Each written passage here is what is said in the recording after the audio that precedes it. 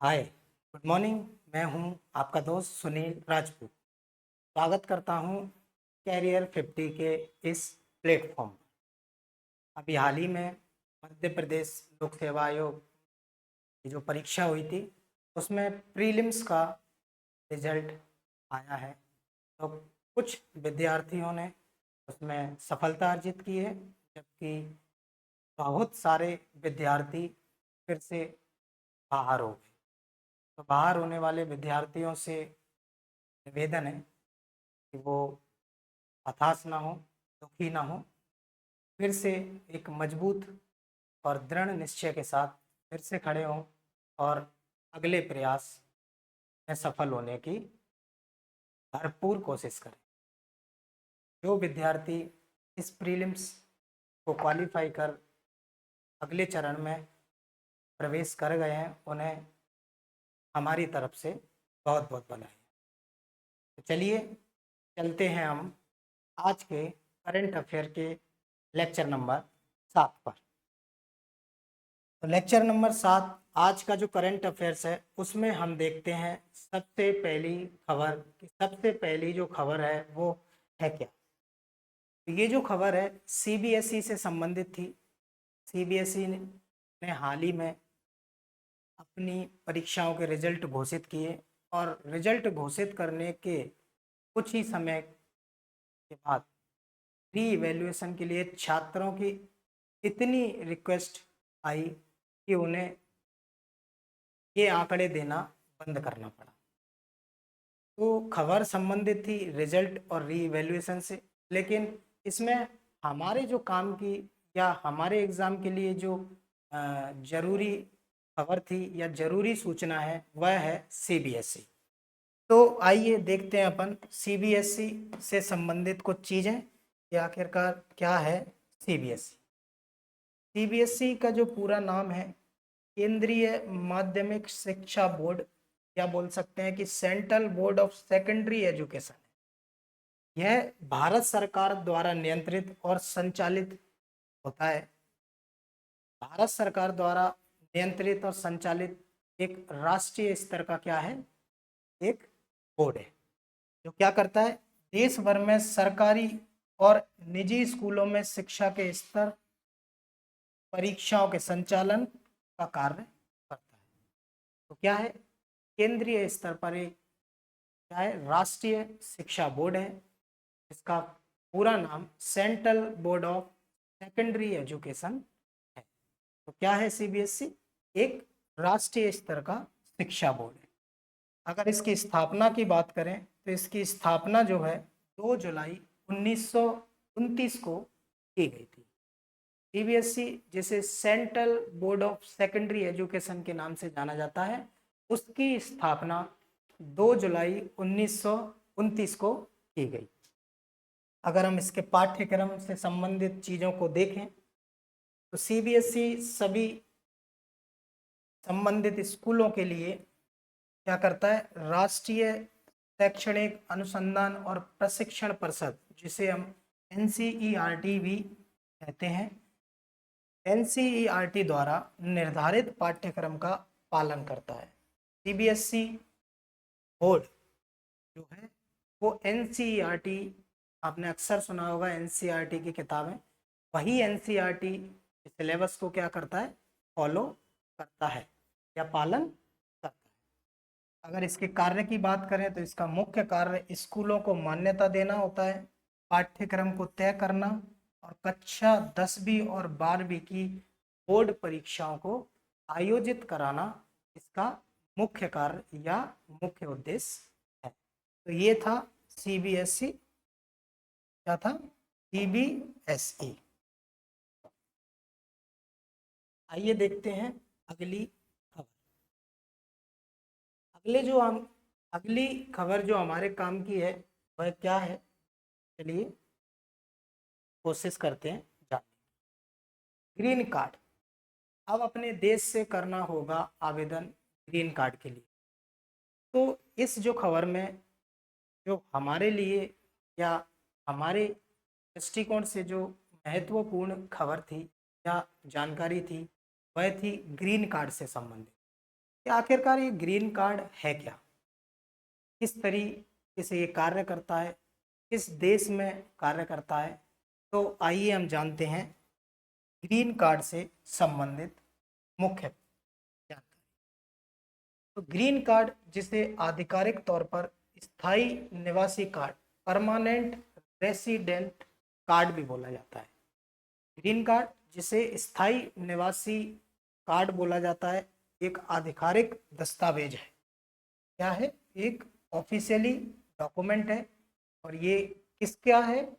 ये यूएसए में रहने वाले जो विदेशी नागरिकों को वहाँ की स्थायी रूप से रहने और काम करने की क्या देता है? कानूनी अनुमति देता है। का मतलब है जो ग्रीन कार्ड नाम का जो दस्तावेज या जो कार्ड है, वह यूएसए के द्वारा जारी किया जाता है और उन लोगों को जारी किया जाता है जो विदेशी नागरिक वहाँ स्थायी रूप से रहने और काम करने के लिए कानूनी रूप से क्या है? एलिजिबल है, या कानूनी रूप से अनुमति प्राप्त करते हैं। ग्रीन कार्ड से जो मिलने वाली सुविधाएं और लाभ हैं वह क्या है? आइए देखते हैं।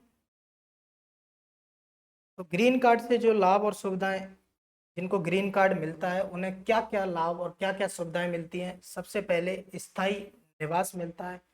स्थायी निवास करने का अधिकार अमेरिका में मिलता है। तो क्या है? धारक क्या है? या व्यक्ति जो है बिना किसी समय सीमा के अमेरिका में अनिश्चित काल तक रह सकता है। जिसके पास ग्रीन कार्ड उपलब्ध है या जिसके पास अमेरिका जारी किया जाने वाला ग्रीन कार्ड है, वह अमेरिका में स्थायी रूप से अनिश्चित काल तक रह सकता है और नौकरी भी। तो ये एक पहला प्रमुख लाभ है या फायदा है ग्रीन कार्ड का। इसलिए आपने कई बार ऐसा देखा होगा कि जो भी व्यक्ति किसी भी देश से, अगर हम भारत की बात करें, तो जो अमेरिका में नौकरी करने के लिए जाते हैं वो अक्सर यह कोशिश करते हैं कि हमें किसी भी तरह वहाँ का ग्रीन कार्ड मिले और हम वहाँ के स्थायी निवासी बन पाएँ। दूसरी लाभ की अगर बात करें तो यात्रा की स्वतंत्रता।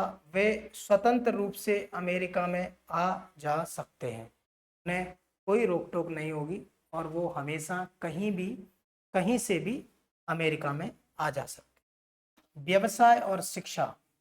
जो व्यक्ति ग्रीन कार्ड धारण करता है वह खुद का व्यवसाय शुरू कर सकते हैं और अमेरिकी विश्वविद्यालयों और स्कूलों में पढ़ाई भी कर सकते हैं। अगर हम अगले लाभ की बात करें तो नागरिकता का मार्ग। कुछ वर्षों, आमतौर पर 3 से 5 वर्ष, मतलब लगभग 3 से 5 वर्ष तक जो व्यक्ति ग्रीन कार्ड धारक होता है उसे उस समय पश्चात क्या होता है? अमेरिका में नागरिकता के लिए आवेदन करने की लिए योग्य हो जाता है। का मतलब है कि 3 से 5 वर्ष तक जो व्यक्ति ग्रीन कार्ड पर अमेरिका में रह रहा था उसे अब अमेरिका की नागरिकता करने की, नागरिकता के लिए अप्लाई करने की अनुमति मिल जाती है। तो ग्रीन कार्ड धारक जो हैं और अमेरिका के जो नागरिक हैं उन दोनों में कुछ विशेष अंतर होते हैं और वो अंतर क्या है आइए देखते हैं। वोट देने का अधिकार। ग्रीन कार्ड धारकों को अमेरिका में होने वाले चुनावों में वोट डालने का अधिकार नहीं होता जो कि वहाँ के नागरिकों को प्राप्त है। अगर हम बात करें दूसरे अंतर की तो पासपोर्ट, वे अमेरिकी पासपोर्ट की बजाय उस देश के पासपोर्ट धारक कहे जाते हैं जो कि उनका मूल देश है। तो पहला अंतर था क्या? वोट डालने का अधिकार उन्हें नहीं दिया गया। दूसरा, जो वो पासपोर्ट धारण करते हैं वह अमेरिका का नहीं, जब बल्कि वो कौन से देश का होता है? अपने मूल देश का होता है। तो आइए देखते हैं अगला क्या अंतर दोनों के बीच है ग्रीन कार्ड धारक और अमेरिकी नागरिकों के। सरकारी नौकरी। कुछ विशेष सरकारी नौकरी या संघीय जो पद हैं वो केवल अमेरिकी नागरिकों को ही दिए जाते हैं और अमेरिकी नागरिक ही उसके क्या होते हैं? पात्र होते हैं। तो ये एक बड़ा अंतर है किसमें, ग्रीन कार्ड धारक और अमेरिकी नागरिक में।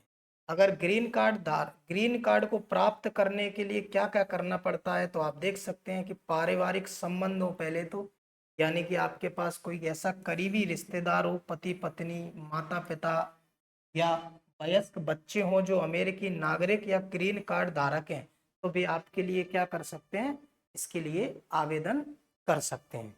अगर रोजगार आधारित है, इसका मतलब है कि अगर आप नौकरी कर रहे हैं अमेरिका में, तो आप अमेरिका में रहते हुए ग्रीन कार्ड के लिए अप्लाई कर सकते हैं।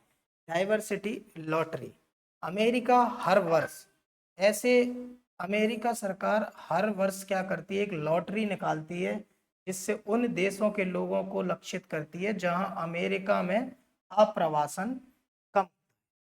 इसका मतलब है कि ऐसे देश जहां से अमेरिका में लोग कम आते हैं, उन देशों के लिए हर वर्ष अमेरिका क्या करता है, एक लॉटरी जारी करता है ताकि उन्हें ग्रीन कार्ड दिया जा सके और वो अमेरिका में आ सके। तो इस तरीके से आप क्या है, ग्रीन कार्ड को धारण कर सकते हैं। आइए देखते हैं अगली प्रमुख खबर क्या थी। बुजुर्गों के लिए जीवन ऐप और शतायु डैशबोर्ड लॉन्च हुआ है। और ये जीवन ऐप होता क्या है, शतायु डैशबोर्ड क्या है, ये क्या काम करता है, हम जानेंगे इन दोनों के बारे में। तो जो जीवन ऐप है, वरिष्ठ नागरिकों की सुरक्षा और देखभाल के लिए शुरू किया गया एक डिजिटल प्लेटफॉर्म है। इसकी जो लॉन्चिंग डेट है 22 मई 2026 को इसे लॉन्च किया गया था।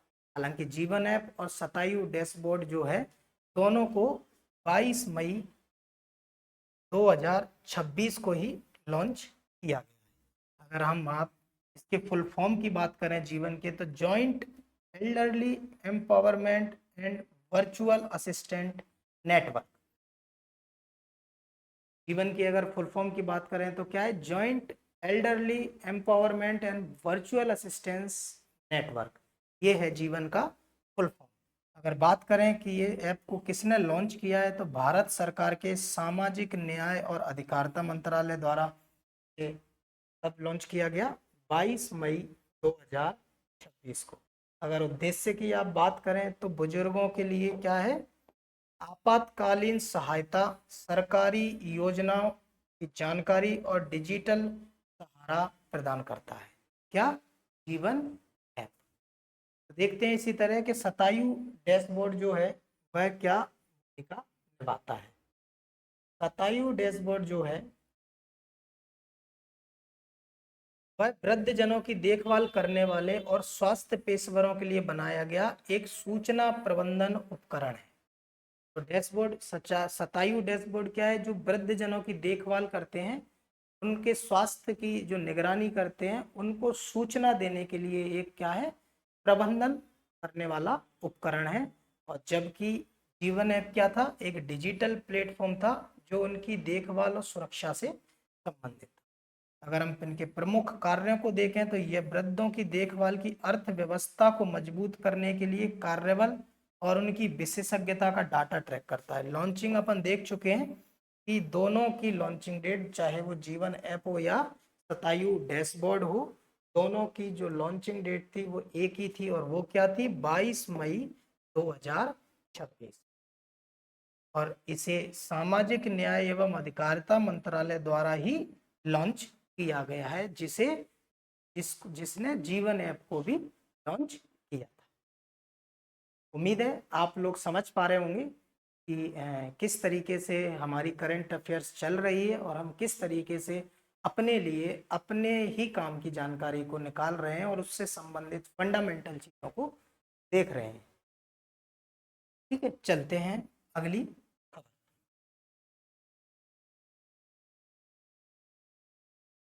तो अगली जो खबर थी, जो हमारे लिए जरूरी थी जानना, वह थी केरल सरकार ने देश का पहला एआई मंत्रालय बनाया है। और ये बहुत ही महत्वपूर्ण खबर है।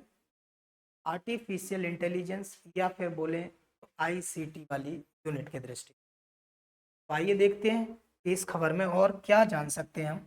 सबसे पहला ही तथ्य जो कि आपके जानने के लिए जरूरी था वह क्या था कि देश का पहला AI मंत्रालय किस राज्य ने लॉन्च किया है या किस राज्य में लॉन्च किया गया है, तो वह राज्य का नाम है केरल।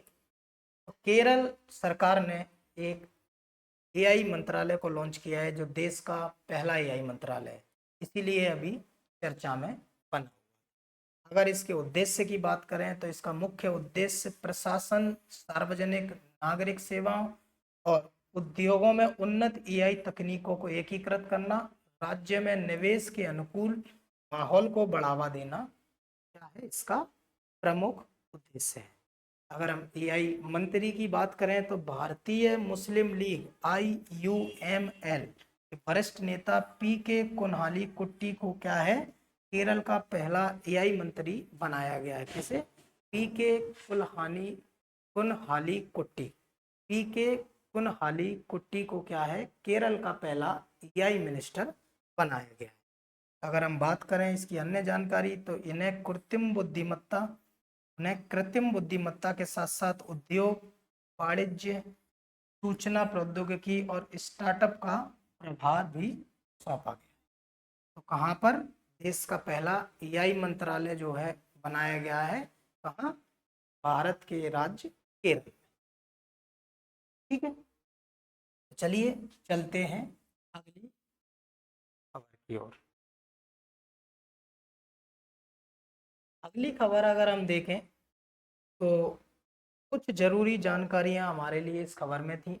मध्य प्रदेश में 53 चीते देश का सबसे बड़ा वाइल्ड लाइफ मॉडल बना, और ये बोला है हमारे मध्य प्रदेश के CM साहब।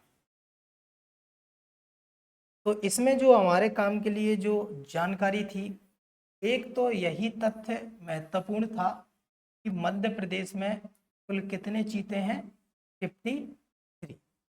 इसके बाद जो हमारे लिए इसमें जो जानकारी हमारे जानने के योग्य थी, जानने लायक थी, वह थी कुछ अभ्यारण्यों का और राष्ट्रीय उद्यानों का नाम। वो था कूनो राष्ट्रीय उद्यान या फिर बोले कि गांधी सागर अभ्यारण्य। आइए जानते हैं इन दोनों के बारे में। कूनो राष्ट्रीय उद्यान जो है, इसकी अवस्थिति की बात करें तो यह मध्य प्रदेश के श्योपुर और मुरैना जिले में विस्तृत है। पहली बार 1981 में क्या किया, इसे वन्यजीव अभ्यारण्य बनाया गया था, वन्यजीव अभ्यारण्य बनाया गया, और 2018 में इसे पूर्ण राष्ट्रीय उद्यान का दर्जा दिया गया। तो जो कूनो राष्ट्रीय उद्यान है मध्य प्रदेश के श्योपुर और मुरैना डिस्ट्रिक्ट में विस्तृत है, और इसे 1981 में वन्य जीव अभ्यारण्य बनाया गया। वहीं 2018 में इसे पूर्ण राष्ट्रीय उद्यान का दर्जा दिया गया। अगर हम बात करें इसके क्षेत्रफल की तो इसका क्षेत्रफल जो है लगभग 750 वर्ग किलोमीटर है। यह उद्यान अपनी सवाना घास के मैदानों में बहने वाली कूनो नदी के लिए जाना जाता है, और वर्तमान में यह भारत के ऐतिहासिक प्रोजेक्ट चीता का जो है मुख्य केंद्र है। तो मध्य प्रदेश में कुल चीतों की संख्या कितनी है? 53 बताई गई है। और बात करें कूनो राष्ट्रीय उद्यान की तो इसे 2018 में राष्ट्रीय उद्यान का दर्जा दिया गया, जबकि उससे पहले 1981 में इसे सेंचुरी बनाया गया। अगर इसकी अवस्थिति की बात करें तो यह मुरैना और श्योपुर जिले में तो कितना क्षेत्रफल में फैला हुआ है? 750 स्क्वायर किलोमीटर में। तो आइए देखते हैं इसके बाद गांधी सागर अभ्यारण्य के बारे में। गांधी सागर अभ्यारण्य जिसकी स्थापना जो है कब की गई थी? 1974 में की गई थी। अगर इसकी अवस्थिति की बात करें तो ये मध्य प्रदेश के मंदसौर और नीमच जिलों में विस्तृत है।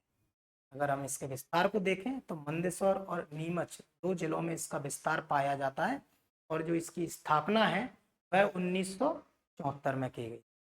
यह भी अपनी अनूठी सवाना घास के लिए, शुष्क पर्णपाती वनों के लिए और पारिस्थितिकी के लिए प्रसिद्ध है। यह मध्य प्रदेश में दूसरा सबसे बड़ा चीता का आवास है। तो पहला सबसे बड़ा जो चीता आवास था वह कूनो राष्ट्रीय उद्यान था, और दूसरा जो सबसे बड़ा चीता के लिए आवास स्थल है वह गांधी सागर अभ्यारण्य है, जो कि कहाँ पर है, मंदसौर और नीमच में स्थित है। अगर हम एक मध्य प्रदेश के कुछ जो फेमस नाम है उनकी बात करें, जिनकी संज्ञा मध्य प्रदेश को दी जाती है, तो मैंने नोट में डाला है। मध्य प्रदेश को टाइगर स्टेट, लेपर्ड स्टेट, चीता स्टेट, वल्चर स्टेट और घड़ियाल स्टेट जैसे नाम से भी जाना जाता है। और ये एग्जाम में कई बार ऐसा पूछा जाता है।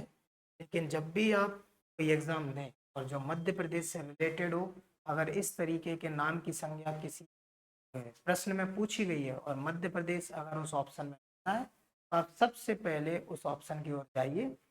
मध्य प्रदेश में अक्सर ऐसा देखा गया है, मध्य प्रदेश से संबंधित होने वाला जो पेपर है उस मध्य प्रदेश हमेशा अपने फेवर की चीज पूछता है और उसे अपनी तारीफ कुछ ज्यादा ही पसंद।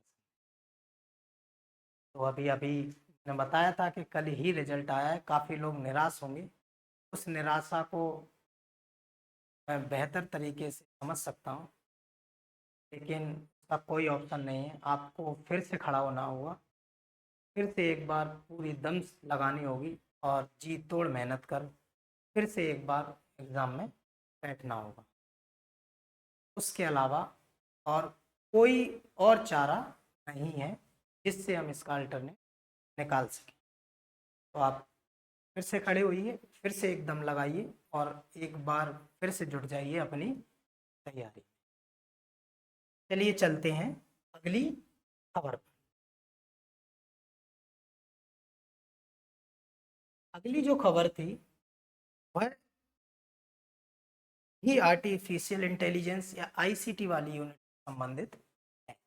अगली खबर में जो बोला गया था कि गूगल ओपन एआई के बीच प्रतिस्पर्धा, जेमिनाई के नए एजेंट लॉन्च किए, कुछ इसके नए वर्जन आए और उनको लॉन्च किया गया है। और हमारे लिए जो इसमें सबसे जो ज़रूरी जानकारी थी वह थी क्या, कि गूगल, ओपन एआई और जेमिनाई, ये तीनों चीज़ों के बारे में हम जान लें, क्योंकि हमारे फंडामेंटल चीज़ों को भी कवर करता है कि आखिर ये क्या होते हैं। तो आइए देखते हैं सबसे पहले ओपन एआई। ओपन एआई एक प्रमुख artificial intelligence research and deployment company है। आप ये बोल सकते हो कि ओपन एआई जो है आर्टिफिशियल इंटेलिजेंस की कंपनी है। इसकी स्थापना जो है 2015 में सैम अल्टमैन, एलन मस्क जो कि टेस्ला के सीईओ भी हैं, अन्य तकनीकी विशेषज्ञों द्वारा की गई थी। तो ओपन एआई जो है एक आर्टिफिशियल इंटेलिजेंस से संबंधित एक कंपनी है जिसकी स्थापना किसने की थी, 2015 में अल्टमैन और जो टेस्ला के जो सीईओ हैं एलन मस्क एवं कुछ तकनीकी विशेषज्ञों द्वारा की। अगर इसके मुख्य लक्ष्य की बात करें तो मुख्य लक्ष्य जो है सुरक्षित और लाभकारी तरीके से कृत्रिम बुद्धिमत्ता को विकसित करना है।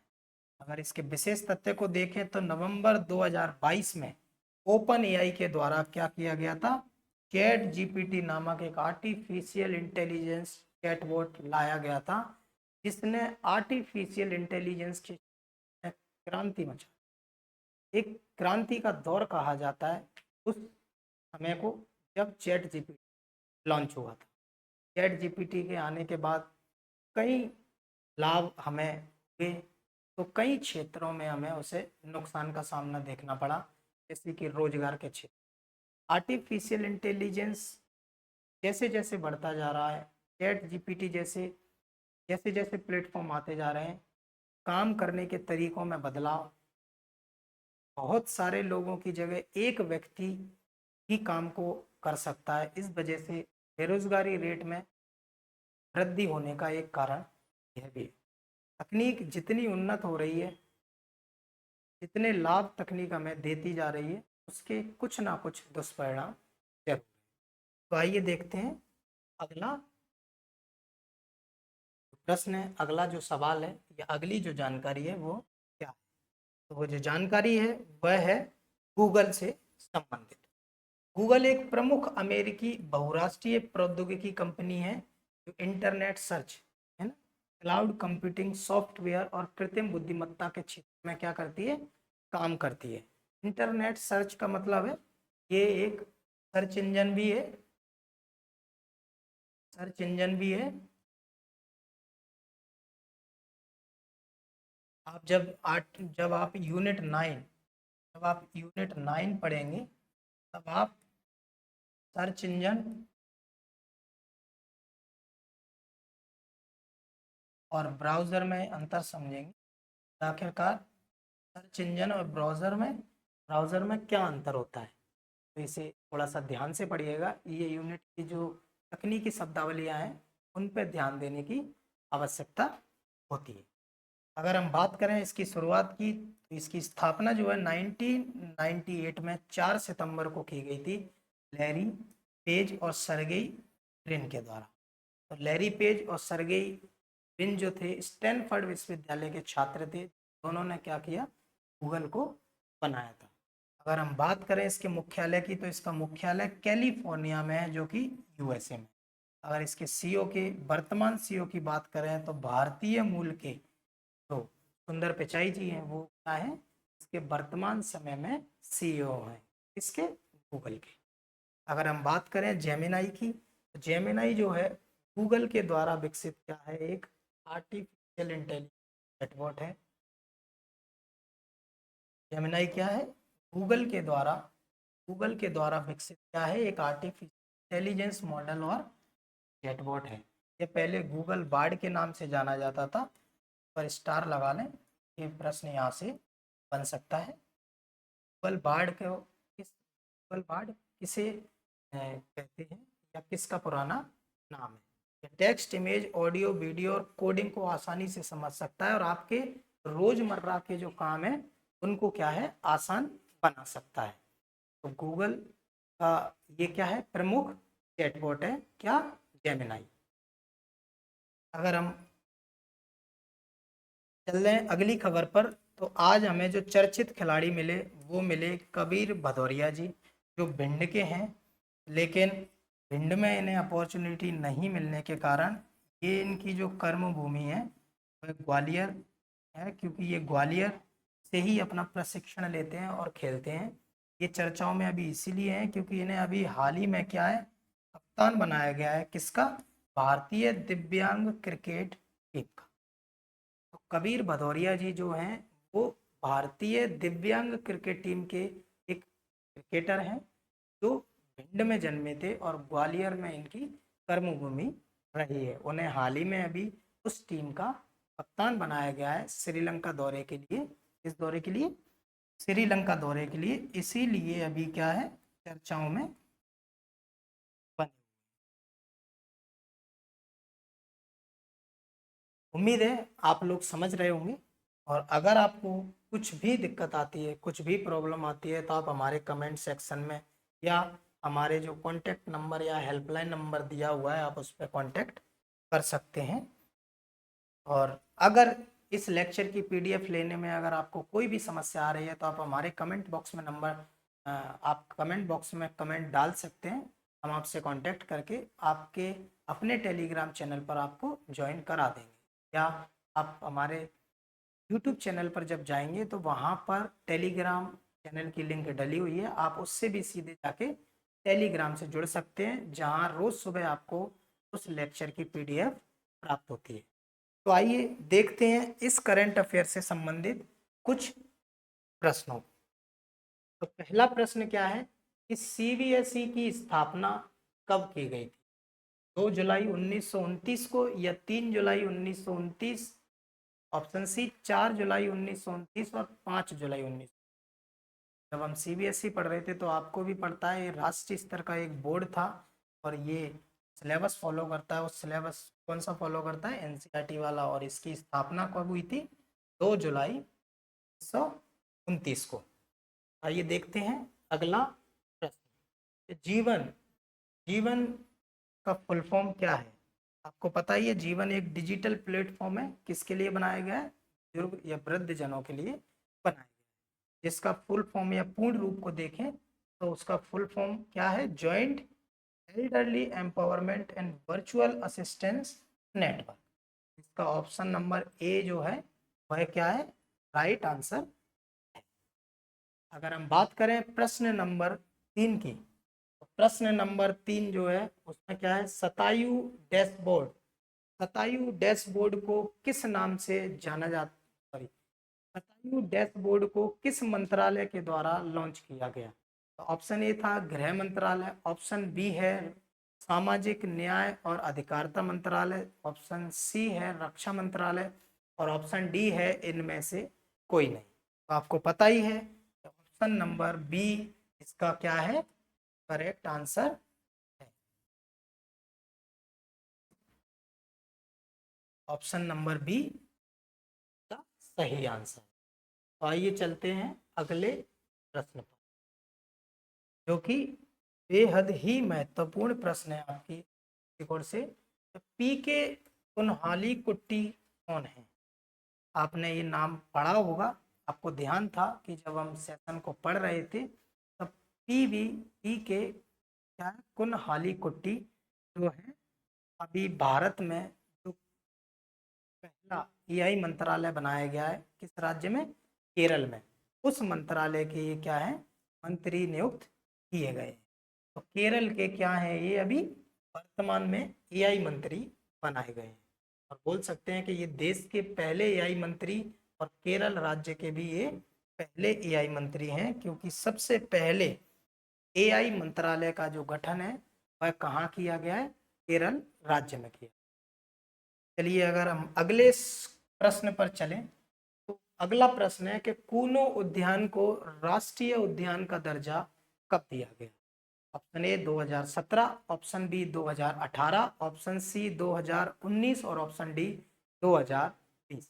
आपको भी पता है कि कूनो राष्ट्रीय उद्यान जो है, कूनो राष्ट्रीय उद्यान की स्थापना जो है 1981 में एक सेंचुरी के रूप में की गई थी, एक सेंचुरी के रूप में की गई थी, अभ्यारण्य के रूप में की गई थी, और इसे 2018 में क्या किया गया? पूर्ण रूप से, पूर्ण रूप से क्या है? नेशनल पार्क का दर्जा दे दिया गया। इसका जो ऑप्शन नंबर बी है वह इसका क्या है? करेक्ट आंसर होगा। चलिए देखते हैं अगले प्रश्न को। तो अगला जो प्रश्न है प्रश्न नंबर 6, चैट जीपीटी किस कंपनी का चैटबॉट है? ये प्रश्न आईसीटी के दृष्टिकोण से बेहद ही महत्वपूर्ण है, और अक्सर ऐसे प्रश्न एमपीपीएससी या अदर कॉम्पिटिटिव एग्जाम में पूछे जाने की प्रवृत्ति देखी गई है। तो अगर हम बात करें कि चैट जीपीटी किस कंपनी का चैटबॉट है, तो ऑप्शन देखते हैं। ऑप्शन ए अमेजन का, ऑप्शन बी है गूगल का, ऑप्शन सी फेसबुक का, और ऑप्शन डी है नन ऑफ दीज। आपको पता है जब हम एआई से संबंधित चीजें पढ़ रहे थे तो हमने उसमें 3 चीजों को देखा था। क्या? एक देखा था गूगल को, और एक देखा था ओपन एआई को,